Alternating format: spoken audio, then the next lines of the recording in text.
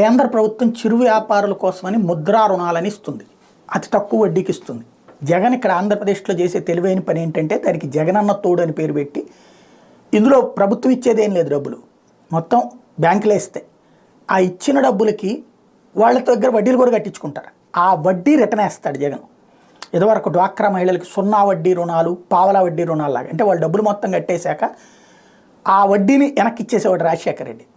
అట్లాగే కిరణ్ కుమార్ రెడ్డి టైంలో పావలా వడ్డీ మీద మాత్రమే తీసుకుని మిగతా డబ్బులు వెనక్కి ఇచ్చేసేవాళ్ళు. పావలా వడ్డీ వరకు వాళ్ళ దగ్గర నుంచి కట్టించుకుని మిగతా డబ్బులు వెనక్కి ఇచ్చేసేవాళ్ళు. అప్పుడు వాళ్ళకి సంతోషం వస్తుంది. అట్లాంటిదే ఇప్పుడు జగనన్న తోడు కూడా తాజాగా ఇవాళ ఓవరాల్గా 3,95,000 మంది చిరు వ్యాపారులకి 417 కోట్ల కొత్త రుణాలు ఇస్తే 16,73,576 మంది లబ్ధిదారుల్లో ఈ విడతలో 5.81 లక్షల మంది లబ్ధిదారులకు 13.64 కోట్ల వడ్డీ రీఎంబర్స్తో కలిపి మొత్తం 430 కోట్లు. వాస్తవంగా ఈ ట్రిప్ ఇస్తుంది ఏంటంటే ఒక్కొక్కరికి 10,000 రూపాయలు అంతకు పైగా రుణాలు, అది ముద్రా రుణాలు అనమాట. 3,95,000 మంది చిరు వ్యాపారులకి 417 కోట్ల రూపాయల రుణాలు ఇస్తే ఆ వడ్డీని ఇప్పుడు జగన్ కడుతున్నాడు. అది అసలు విషయం.